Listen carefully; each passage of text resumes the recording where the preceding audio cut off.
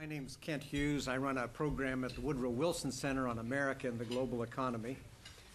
Today we are again having a terrific speaker for our Wilson Center on the Hill program, and I want to start by thanking the Hewlett Foundation, whose generous grant has really made this program possible. I want to remind you all that at your tables there are these cards. You can sign up. We'll be sure and let you know of future events. And there's also an option for you to sign up for material from a number of other programs that we have at the Woodrow Wilson Center. And this is our last program for 2009, so it's also appropriate to wish everyone the happiest of holidays. And we'll be back to you early next year with the agenda for a number of programs that focus on the broad interest of sustainable development, foreign policy, and how that affects the prospects for development in the developing world and the emerging market countries, and of course the impact of the global economy. Well, today we are extraordinarily fortunate to have David Aaron Miller with us. Aaron has an Aaron David. What did I say? Did I say David? You couldn't be more fortunate if it was Aaron David. This shows my the fact that I'm of Welsh descent, and our patron saint is Saint David, so I really think of Aaron in those terms. Right. That's all right. Aaron has an extraordinary, rich and distinguished background. He has served at the highest levels of the State Department, an advisor to 6 presidents. Most of his time there has been focused on the Middle East, in particular Israeli-Arab negotiations. He has, as a result of that experience, has written 4 books. His most recent, The Much Too Promised Land, was largely written at the Wilson Center, and we've persuaded him to stay on and continue to lend his expertise to our thinking about a key foreign policy question for the country. Not surprisingly, Aaron has a very distinguished background in terms of academics. He has a PhD from the University of Michigan in American Diplomacy and Middle East Studies. He's been a fellow at, I believe, Georgetown and at CSIS. He was the president of a group called Seeds for Peace, which really focused on peace through reconciliation, I would say. He is going to give us a broad sense, I think, of the Middle East and American diplomacy and one of the key challenges that we face this year and probably will for a number of years in the future. I think that's probably Aaron, a the floor safe is bet. yours. Ken, thank you very much, and thank you all for coming. It's a pleasure to be here. Having just turned 60, I have the benefit and the luxury of, and having separated myself from government after working for almost 25 years for 6 secretaries of state, I have the benefit of 2 things that were harder for me to acquire during my government career, and that is honesty and clarity. And I would argue to you that there's, having worked for 6 secretaries of state, I can say with some authority that there's too little of both in government and in governance. And it's not an abstract thought, because government is about remedy. If it's not about remedy, then what is it for? Why do men and women seek to acquire power in a democratic polity? To fix things, to make them better, for the benefit of the Republic and the Commonwealth in its broadest sense. But remedy, in my view, and this is where clarity and honesty becomes critical, really requires a cruel and unforgiving assessment of the way the world is. If you're dealing with domestic affairs, it requires a cruel and unforgiving assessment of the political resources at your disposal in order to pass a discrete piece of legislation. If you're dealing with diplomacy or preemptive or discretionary war or defensive war, it requires a cruel and unforgiving assessment of the way the world is. And it is in that spirit, because I think that Americans have a very difficult time with seeing the world the way it is, that I want to offer a number of observations. Call them adjustments in to our software. Because before you can ask the question, what am I going to do about this? It's critical to ask, yourself the question whether or not you have a sufficient understanding of the situation that you're trying to resolve. Now, let me make it clear that I'm not a declinist. I'm a profound believer in American power and in American exceptionalism, as long as American exceptionalism, in my judgment, stops at the water's edge. We did something in this country last November that no other democratic polity in the world could have done. Not the Brits, not the French, not the Germans, not the Swiss, not the Israelis, not the Australians. No one could have elected a member of a minority group, still despised by millions of his fellow citizens, his wife the descendant of slaves, and elevated that man to the most powerful position on earth. That is an example of American exceptionalism. No other country in the world could have done that. Certainly none that are as consequential as we are. So I'm not a declinist. I do believe, however, that we are in an era and in an age where it is extremely important to look at the projection of American military and political power in ways that are much more realistic, much less transformative, and much more, and I'll use the word here, transactional. So my trope, my conceit, is of America as a kind of a modern-day Gulliver, wandering around in the part of the world, in this case, the Arab and Muslim world, the Middle East, tied up by tiny tribes, some of whom share our interests, some of whom don't. And when they're not tying us up, we're tied up by our own illusions. And to some degree, in a democratic polity, by our own politics. To look at the United States as if it were some sort of regional hegemon in the Middle East is false. It's false historically, and it's false in a contemporary sense. We are not a hegemon.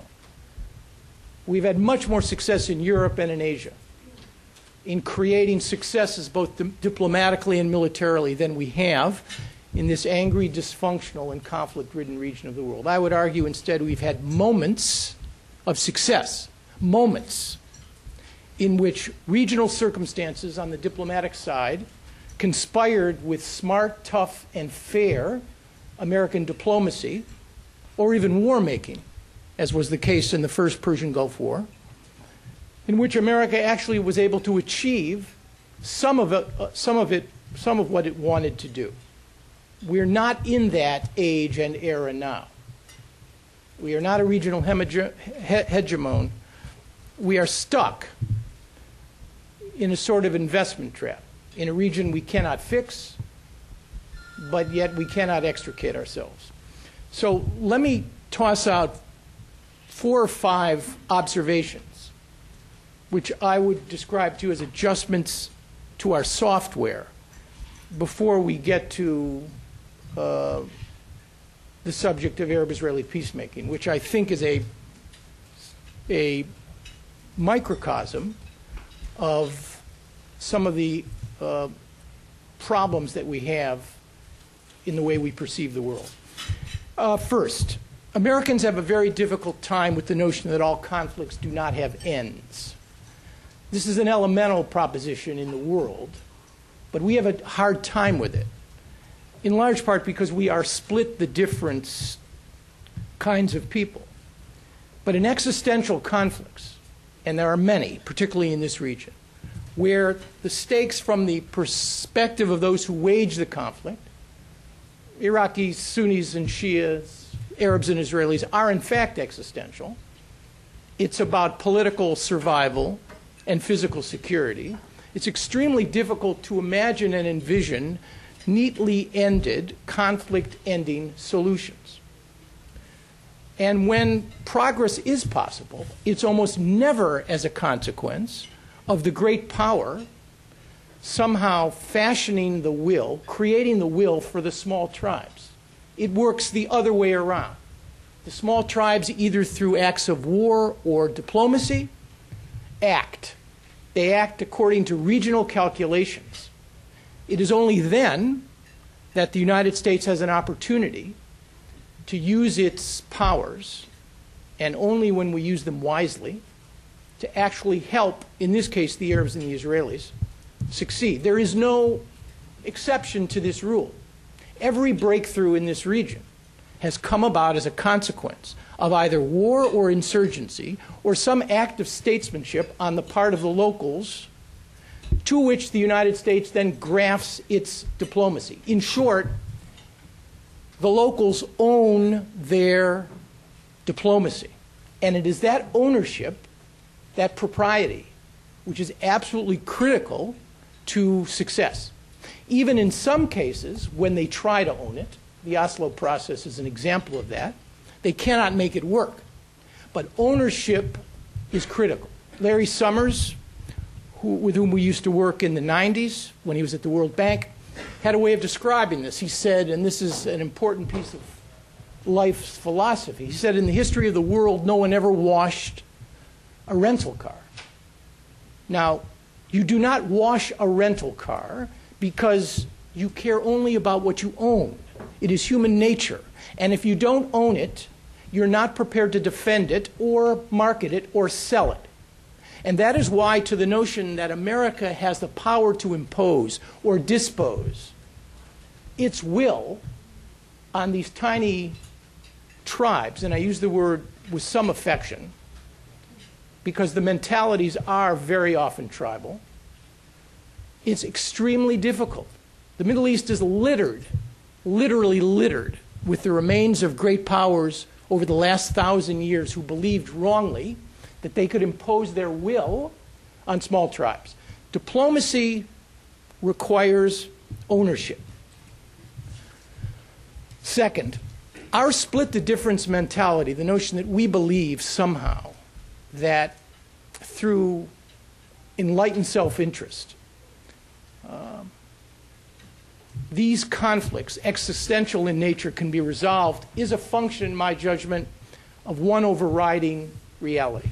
And if, in my judgment, if you wanted to sum up American policy toward any area of the world, and I speak only with some authority on the Middle East, all of it flows from one basic reality. We are the only great power in the history of the world that has achieved an unparalleled and unprecedented degree of physical security and detachment. We have non-predatory neighbors to our north and south, and fish to our east and west, what one historian rightly called our liquid assets. No other great power has this, and I would argue to you that it is, I come from a real estate family, I would argue that it is a manifestation of the reality that it is location, location, location. Everything about the way we behave abroad, our pragmatism, our optimism, our idealism, our arrogance, our inability to understand what it's like to live on the margin flows from this basic reality. And if you combine this geographic determinism with two other things, our extraordinary abundance, even today, when we become dependent on oil and cheap credit with the obvious consequences. When you combine our physical security with our abundance and the nature of our political system, the only political system, certainly the first, to be based on an idea. We are a political system based on one idea. And what is that idea? The primacy of the individual. That is what makes America unique. The notion that individuals can change themselves and the world around them.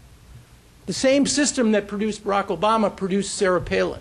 It is a testament to the uniqueness and exceptionalism of our form of governance. When you combine physical security, profound abundance, and this unbridled sense of optimism, you get a view of the world, in my judgment, which on one hand is very endearing and potentially uplifting, but on the other, it can be extremely dangerous because it translates into, we can fix this, we can do this, we can transform this, and they, the rest of the world, are more or less waiting to become like us. And that may be true of some, but it's certainly not true of all. And arguably, it's not true with respect to this particular region. I would argue this inability to understand what it's like to live on the knife's edge, which we have lost. My parents' generation may have had it as a consequence of the Great Depression and World War II. My generation, with some involvement in Vietnam and the Civil Rights Movement, may have had it. But my daughter and son's generation, I don't think they understand. I really don't.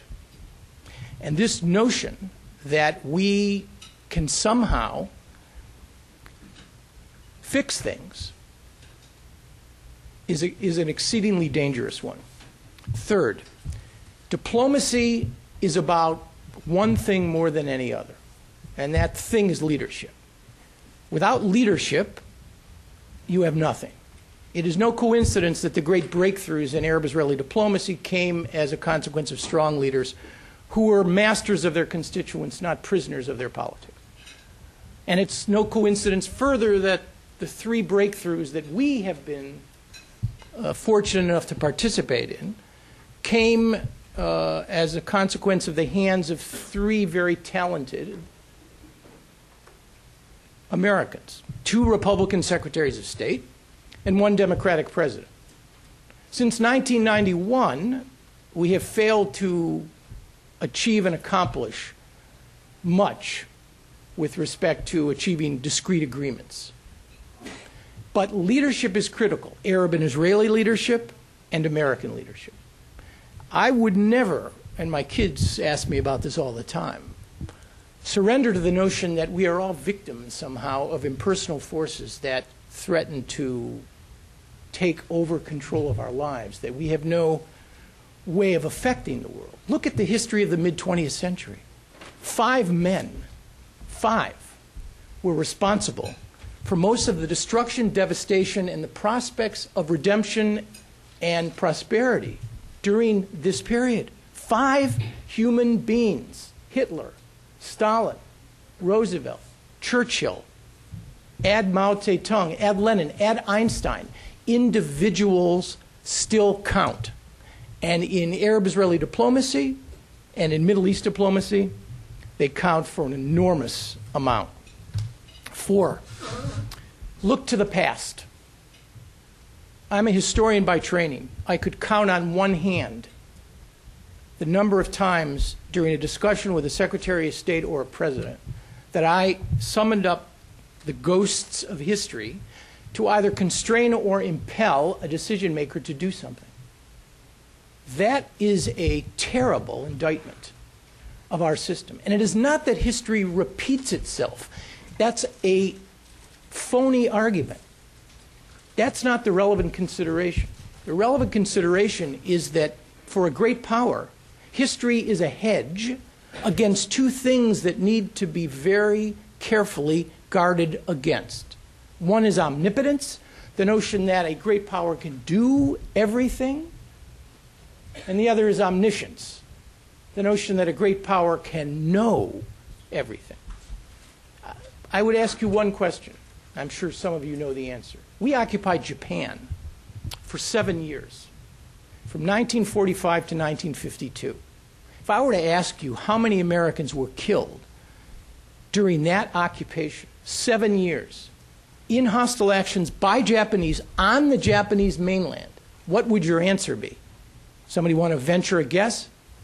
0. Not 1, not 3, not 4, not 2, not 1, 0.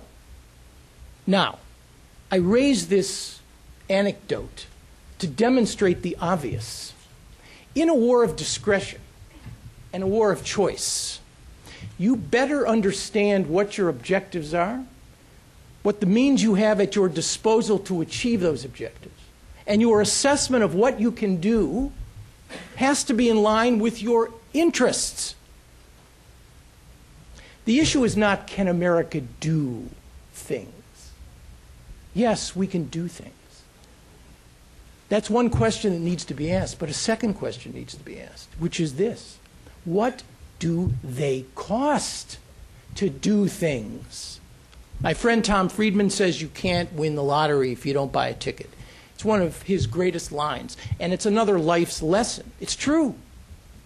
But some tickets in life, I would argue to you, are just too expensive. In discretionary wars, and even in discretionary surges, it's extremely important to understand the relationship between objectives and means at your disposal to achieve them. The President articulated that Afghanistan is a vital national interest for the United States. Well, if so, if it is indeed a vital interest, and I would argue it is not, then the necessary resources in order to achieve that objective needs to be summoned up in a strategy designed to achieve an objective. It's very simple, at least reconciling the political will and the resources required between the accomplishment of an objective and the means you need to achieve that objective. If it's not a vital interest, national interest, then, well, then what? And that's a very good question, particularly these days. I would argue, without being so annoyingly negative and pessimistic, that we find ourselves today in a very difficult position for a great power. We're stuck in problems we cannot fix, but problems that we have an extremely difficult time extricating ourselves from. That's true in Afghanistan. That's even true in Iraq, where things are better than they were. I'm not sure what that means, given the costs. In the U.S.-Iranian relationship, or the absence of a relationship, we find ourselves stuck with the inevitability of politics and science, both spinning faster than we can control them. And then, of course, there's the Arab-Israeli issue, which I would argue is the least hopeless of all of these causes. And yet, even there, let me close with a few comments. Even there, I have serious doubts about our capacity. At the end of 10 months of Arab-Israeli diplomacy, the President, committed, well-intentioned, knowledgeable, empathetic, determined, finds himself, as the first year, as the clock ticks down on the Obama presidency, with 3 no's. A no from the Israelis, no comprehensive freeze on settlements, including natural growth. A no from the Arab states, forget partial normalization until the Israelis do what they need to do and you stand up. And a no from the Palestinians, we're not going to go back to the negotiating table. This is not a good position for a great power to be in. When the small tribe says no to the great power and there's no cost or consequence for the no, it's not a good position. Number 2, the objective here, a conflict-ending agreement which leads to a 2-state solution in which borders, security, refugees, and Jerusalem are resolved. The conflict-ending agreement that resolves these 4 core issues. The chances of that taking place, given the leaders that we currently are dealing with, and that's leaders plural, I might add, the chances of that happening are probably slim to none. Now, there's a difference between abandoning hope, which no one has the right to do, and abandoning illusions, which we must. Is a solution to the Arab-Israeli conflict possible? Maybe. What will it require? Well, the President needs to ask himself at 3, 4 a.m. in the morning, whenever he has his conversations, 2 questions. How important is Arab-Israeli peace to the American national interest? And second, how much am I, Barack Obama, prepared to risk in order not to achieve it, but to at least get in the game in an effort to create a serious negotiation that might, over time, lead to a solution?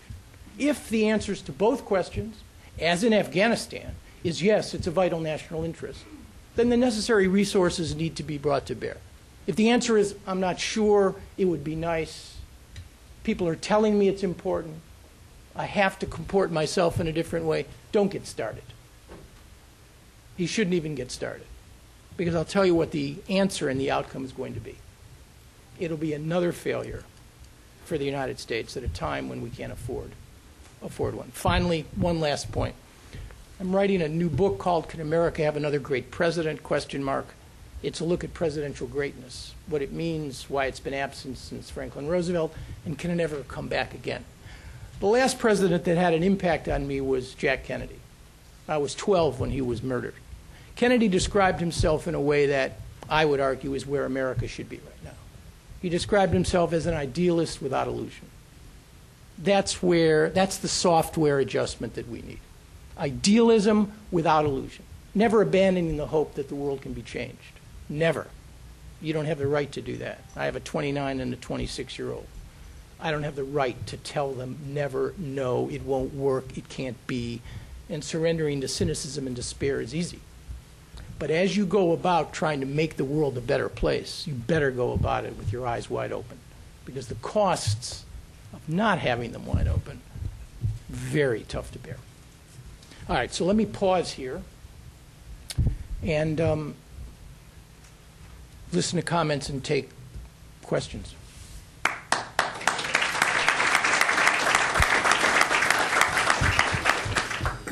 Let's open it up to questions, and please identify yourself, and as usual, we always give a priority to congressional staff. Who would like to start us off?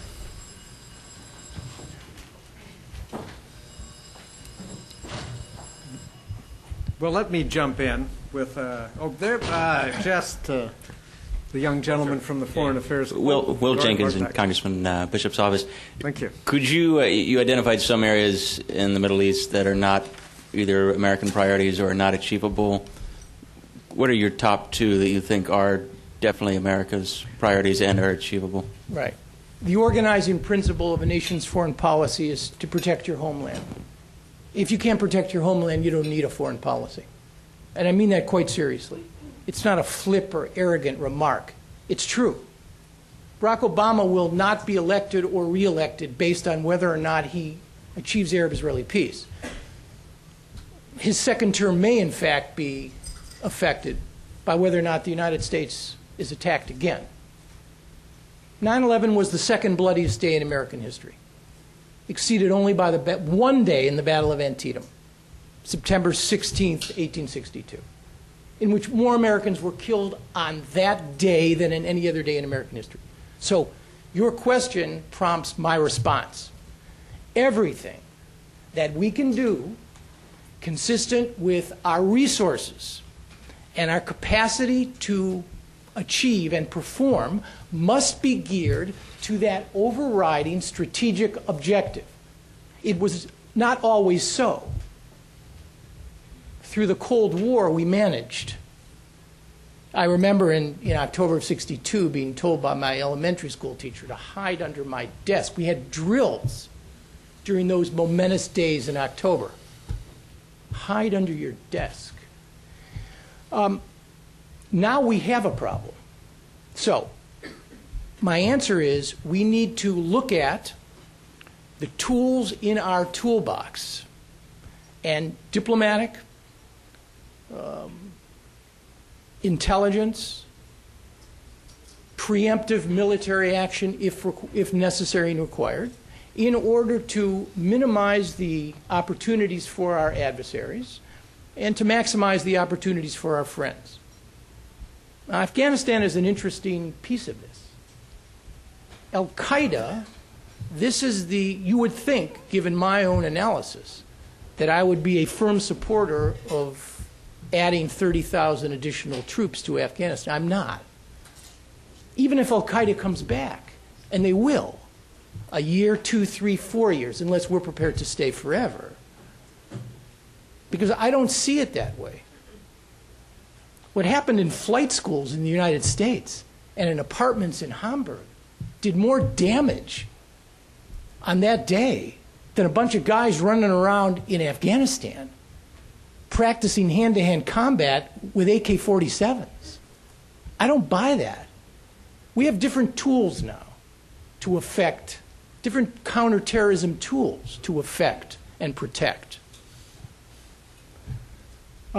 Iran, we ought to try to do everything we possibly can to avoid Iran's acquisition of a weapon. But there's only one country who will ultimately determine whether Iran acquires one or not, and that is Iran. and that is Iran. Did we stop the North Koreans? Did we stop the Indians? Did we stop the Pakistanis? Did we even dissuade the Israelis? The answer is no, no, no, and no. Proliferation in this region would be a disaster. I'm aware of that. In fact, I'm not even so sure it's the prospect of a unilateral Israeli attack that scares me as much in terms of Iran's acquisition. The capacity to indigenously develop fissile material, they have it. So they marry it with a weapons design and a delivery system. If they want this, they can have it. They will have it. And that means others will want it. That's the scary proposition, it seems to me. And yes, we ought to do everything we possibly can. But in the end, what does that mean? Diplomacy, yeah, we ought to try to do everything we possibly can to enhance American credibility. And yes, that means resolving the Arab-Israeli conflict. Do I believe that that will fundamentally solve our problem? That is to say, protection of the homeland? No. 9/11 created a rip in the fabric of time and American interest. We will be faced ad infinitum with small groups who want to inflict catastrophic damage on the United States, and not just with airplanes. That's a reality, it seems to me. And it is toward that we need to develop our policies.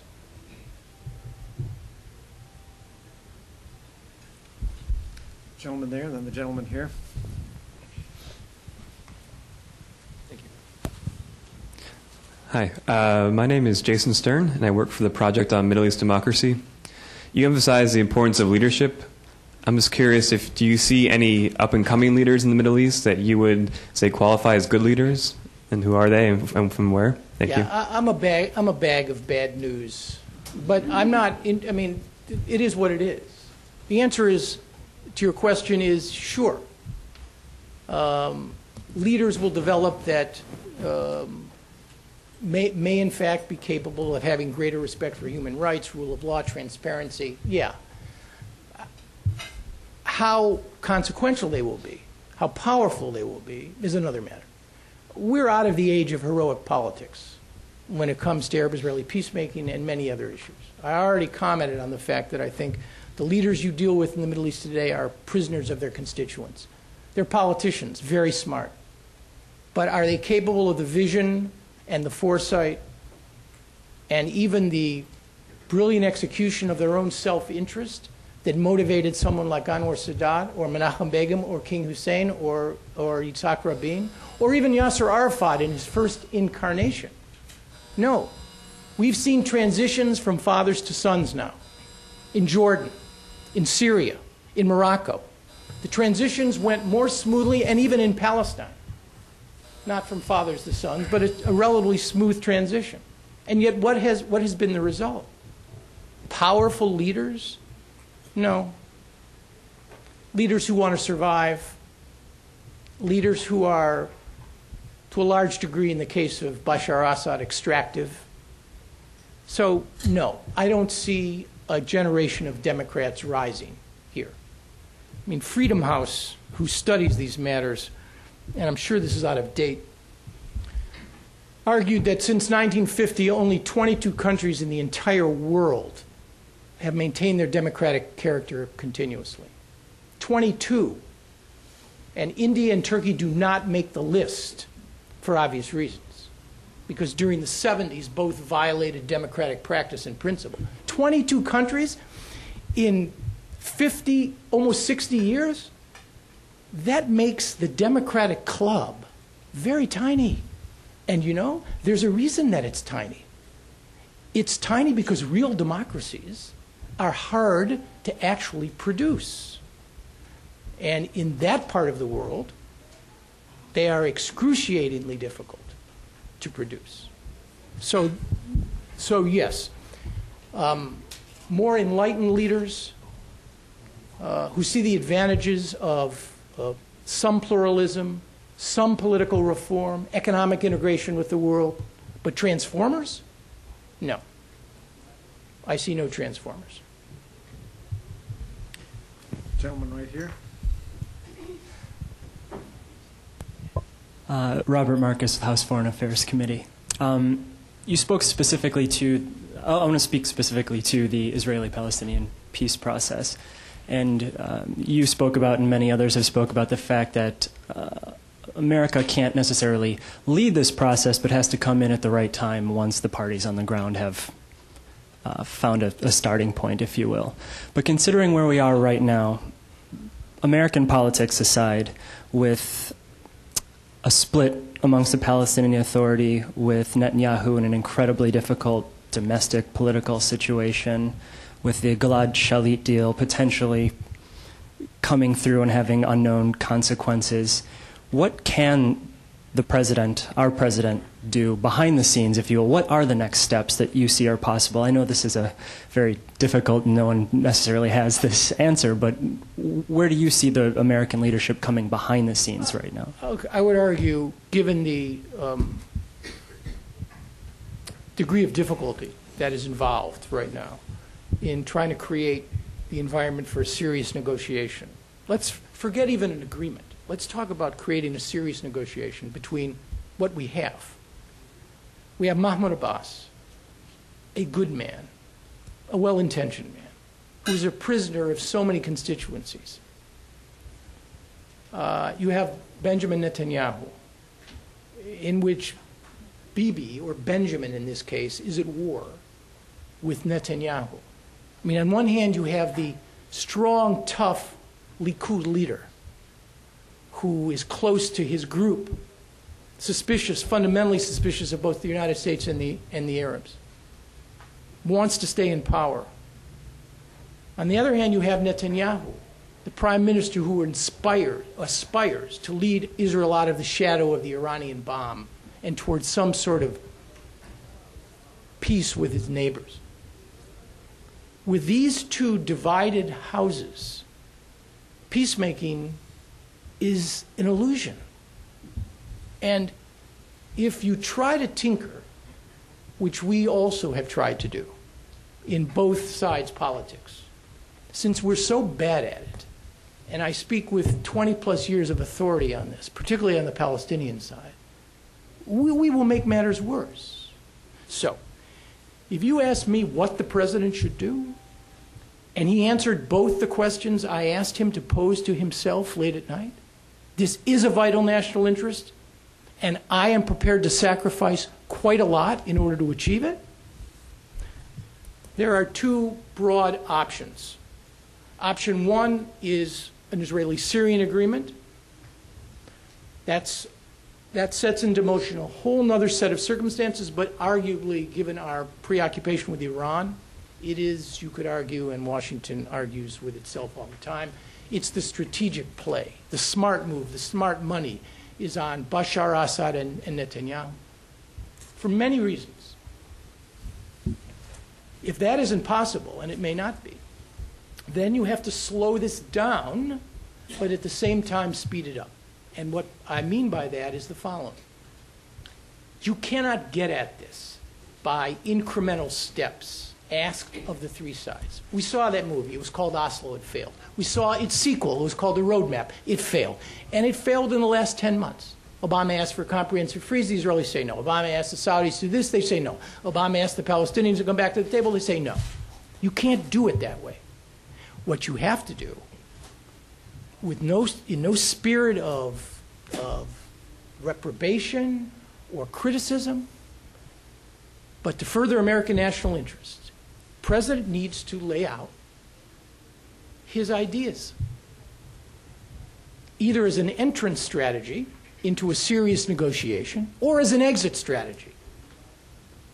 That the time isn't right, maybe the politics will congeal in different ways around a new set of American principles.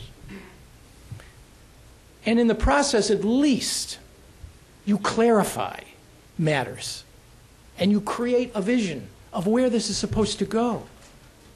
You can't force the sides to accept it. The notion, it's still today, it's hard for me to believe that in 2009, people in this town are still talking about a major confrontation with the state of Israel or sanctions. It's ludicrous. If the President of the United States, as his predecessors, Henry Kissinger and Richard Nixon, who succeeded, Jimmy Carter, who succeeded, Bush 41 and Jim Baker, who succeeded, and that's it, by the way. That's it. They get into the Peace Process Hall of Fame. Nobody else gets in because everybody else, including Bill Clinton, I know much about this, failed. They got in for many reasons, but all of them managed to work out a modus vivendi with the then Prime Minister of Israel. And given the Iranian equity right now, this president has even more of a reason. You want to fight with the Israelis? Trust me. There'll be many occasions during the course of this diplomacy to fight with them. But at least fight with them over something that's important. And that, in fact, if you win the fight, you will benefit American national interests as well as Israeli interests. The notion that we articulated a comprehensive freeze, including natural growth, was insane. It was insane. Because it would have gotten us nowhere. You want to articulate something? Articulate a set of parameters on the final status issues. You want to fight with the Israelis on something? Fight with them on borders. Because if you win the fight on borders, you win the fight on settlements. But you don't go after the Israeli-Palestinian problem any longer in a piecemeal, incremental fashion. It will not work. These are not good choices. Syria or the Obama plan, trust me, no American president willfully and without a lot of thought puts his or her name on a set of parameters and just throws them out. Because the same logic, of course, applies. Day 1, any takers? No. Day 5, any takers? No. Day 30, any takers? No. It becomes a kind of reincarnation of the Jimmy Carter hostage crisis. And that's bad for the superpower, too. But if you ask me how to break the frozen table, that's how you do it. Syria or a long-term investment in an Israeli-Palestinian deal, and I mean long-term. This president may be a two-termer. Maybe. And by the way, interestingly, if he is, it's only the second time in American history that you'd have 3 consecutive two-term presidents. Fascinating. Really, really interesting. Does anybody know the first? No, this isn't an American history course, I'm sorry.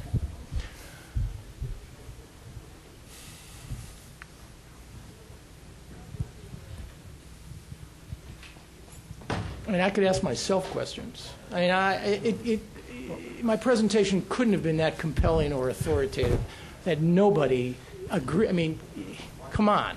There's the gentleman right there. I have a couple I want to ask. I hope so. My name is Shai Tamari. I'm with Congressman Jim Moran. Mm-hmm. What were your thoughts on the Goldstone Report and the U.S. reaction to it? You have 2 conflicts. Remind everybody what the Goldstone Report is. Yeah.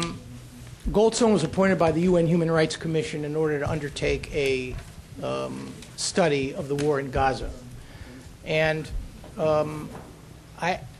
look, my argument is that there are 2 conflicts. There's the Arab-Israeli conflict that goes on the ground with all of its anomalies, its asymmetries, its terrible behaviors by both sides. And then there's what I call the other Arab-Israeli conflict.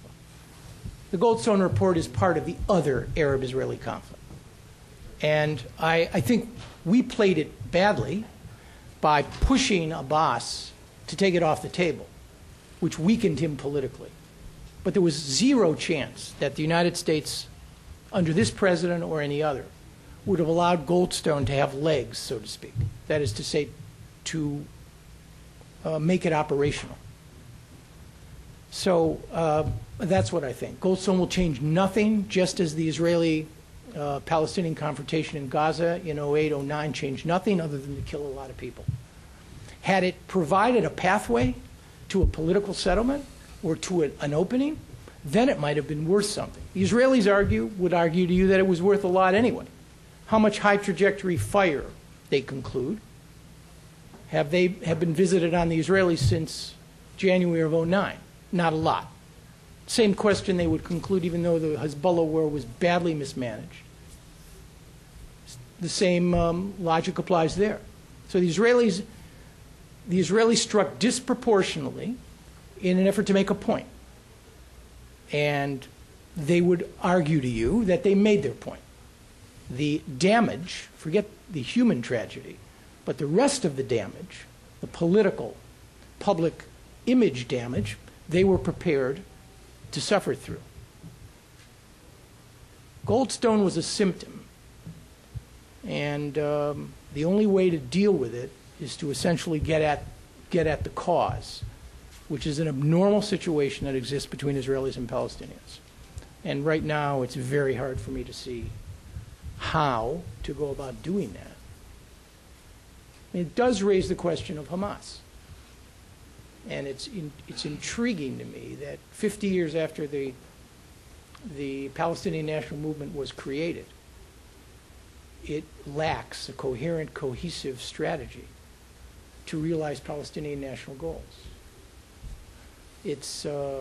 That is poses its own problems for this process. Aaron, there's the lady with a question right here. Hi, my name is Dolly. I'm with Senator By's office. Can you speak to the growing divide within the American Jewish community when it comes to how they perceive the Arab-Israeli conflict, particularly with the growing people affiliated with J Street and their fundraising efforts and how that might impact the political sphere? Right. I mean, I have very strong views about this. I had a chapter in my book called Israel's Lawyers, The Influence of Domestic Politics on Arab-Israeli Peacemaking. And I conclude that, unlike others, that domestic politics is not some sort of conspiracy, some mushroom that grows in a closet. It's essentially the nature of the way this system functions. The founders wanted to avoid interest groups and factions. But even Madison understood very early that that was not going to be the way. And the founders created a system which is an open invitation to struggle. Executive, judicial, legislative, separated powers, but even within that, shared and separated powers. And as far as I'm concerned, as imperfect as the system is, people within legal, ethical, and moral limits ought to be able to make their point. All right, so lobby's lobby. That is the nature of this system. But that, to me, is not the question. The question is, do presidents lead? That's always the question. I don't like this whole point of departure when it comes to the discussion of what I call the internal tick-tock within the Jewish community. I find the whole thing not somehow off the mark.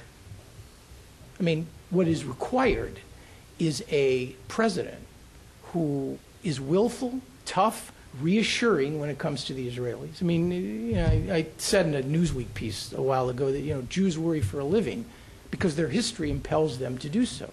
I understand that. The American Jewish community is riven with legitimate and illegitimate fears about the U.S.-Israeli relationship. And we'll never get anywhere if that is the point of departure. The point of departure is President X articulates smart policy toward Arab-Israeli conflict, and he succeeds. And if he does that, Nixon, Carter, Bush 41, the complex Jewish community in all of its various parts comes along noisily, sometimes, unhappily, but they come along. You know why? Because it makes sense. It's in the American national interest, and it benefits the Israelis, which is obviously the key issue here. Because once you secure Israel's acquiescence and support, well, the community comes along. So it gives me a headache, frankly, because I don't think it's the right point of departure or discussion for the argument. It's not with AIPAC over here and J Street over here and ADL over here and the Conference of Presidents over here. I mean, yeah, all of that's fine. And I don't criticize it. I'm not advocating on behalf of it, because it's part of the nature of the system.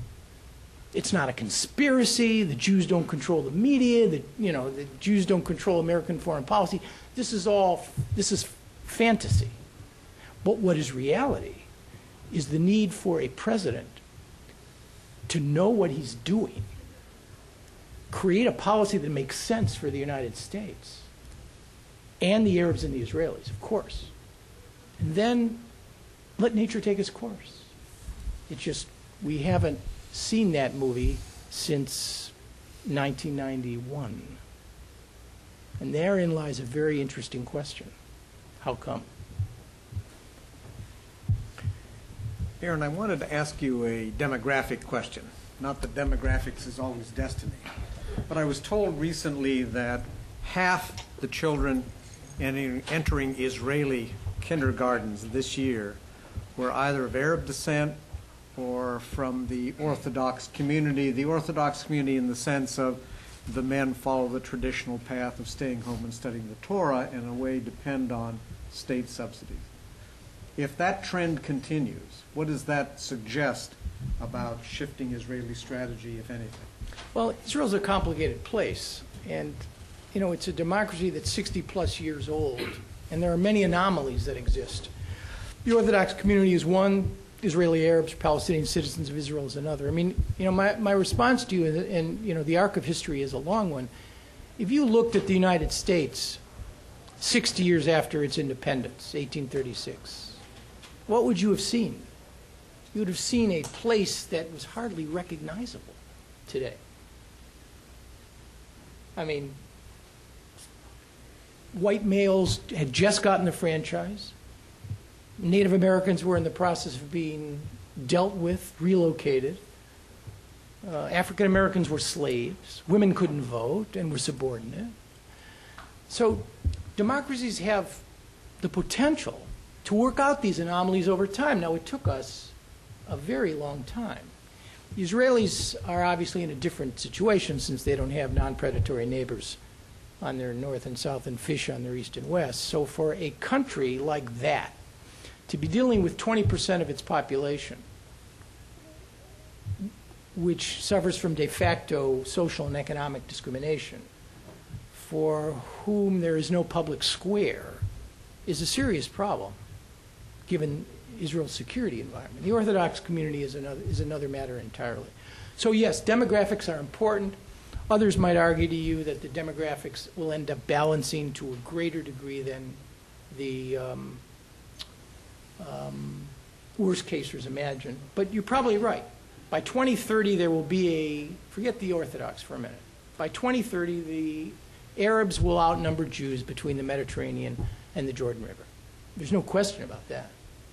Now, the implications of that will depend. It'll depend on, Israel has arguably 4 discrete Palestinian issues.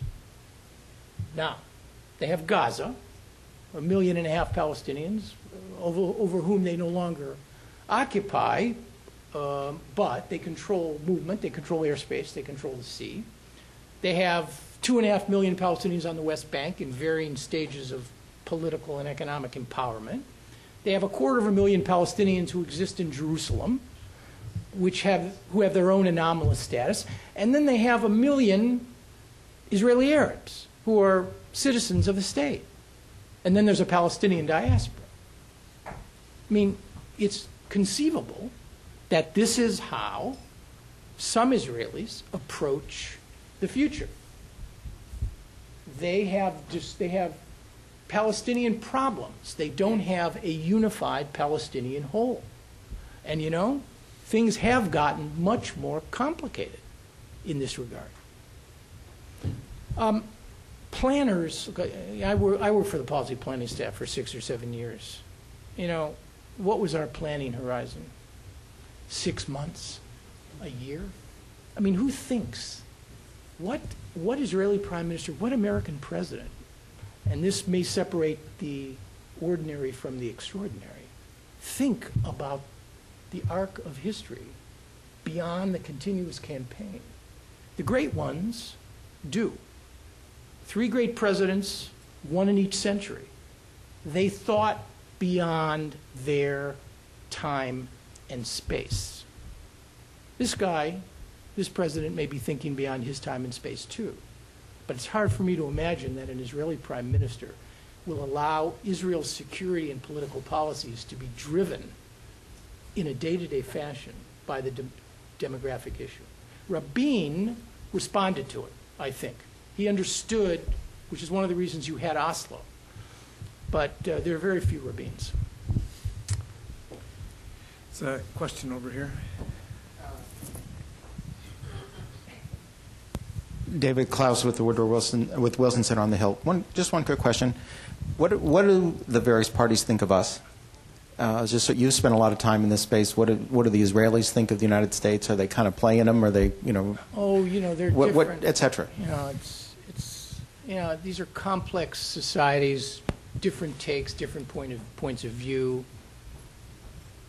I mean, I would argue that from the prime minister's point of view, there's a saying that Israeli prime ministers sleep with one eye open. Well, this prime minister is probably sleeping with 2 eyes open.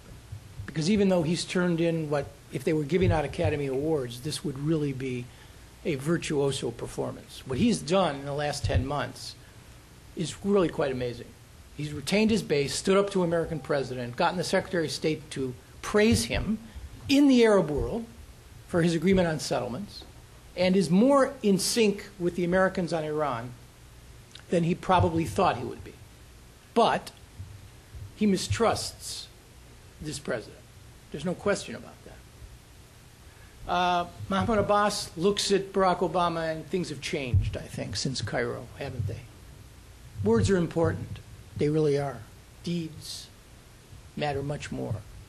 But Arab expectations for Barack Obama were outrageously excessive to begin with, as were American expectations. I mean, come on. So Abbas is looking at Obama and says, this is just, it's basically, we've seen this movie before. He's not going to save us, as if he ever could to begin with. The others, to the extent on this issue they matter, I think, wonder about how tough and strong this president really is when it comes to Arab-Israeli peacemaking. I mean, I've made the claim elsewhere that we are neither admired, respected, or feared in this region as much as we need to be. And I stand by that. The president's going to get the Nobel Peace Prize in a few days. And the Europeans believe they've done him a favor. They haven't. I mean, this was all about a down payment. Hello, Barack Obama, we're really happy you're here. Goodbye, George W. Bush, we're happy you're gone. That's what this Nobel was about. And yet now he has it. He's going to have it. And I guarantee you he probably thinks to himself, I can't believe they did this to me. Because the gap between performance and achievement, every time anybody looks at an Obama policy, will be there until he delivers. And it's a cruel and unforgiving world. So I think the bloom's off the rose, so to speak, when it comes to expectations about this guy.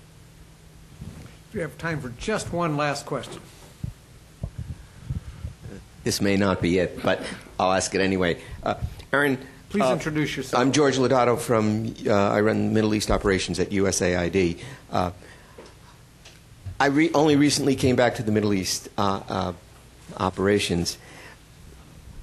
And my sense is from talking to the Palestinians that unlike in the early 90s when I first started dealing with them, they seem to have less of this "I'm a victim" mentality. I just wondered if I'm only hearing what I hope I'm hearing, or whether that's a reality. And if it is a reality, does that have any impact on a sort of a way forward? And I don't know if that's if what I'm hearing is generational, because I have been talking to a lot of younger people out there. I just would be interested in your views. I mean, I think it's individual specific. I think a lot of it has to do with Salam Fayyad and the Palestinian Prime Minister and his notion of positive unilateralism. We're going to seize the moment. We're not going to declare a unilateral declaration of independence. We realize that's a demonstration of our weakness, not our strength, but we will build the institutions of statehood. We're not going to be so dependent on the Israelis. We'll work with them as we can, the Americans. Yeah, I think there's no question about that. It's making a virtue out of a necessity. There's not much more they can do other than to just be paralyzed. So I think there is some of that, but I think even that will bump up ultimately against the problem of the lack of progress on the political issues that any Palestinian constituency will expect a Palestinian president and prime minister to deliver.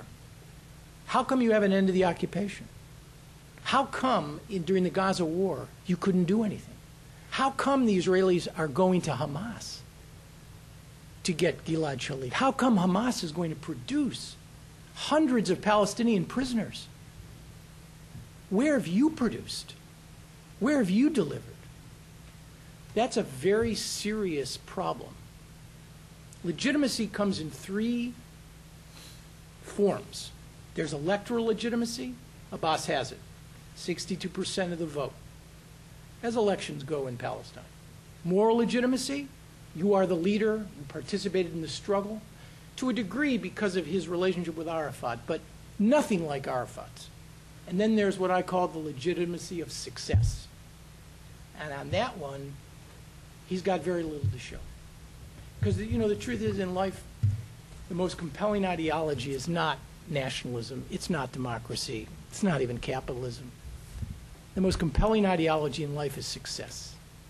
Because success breeds and generates real power and constituents. And failure, sadly, as we have found out too often, generates the opposite.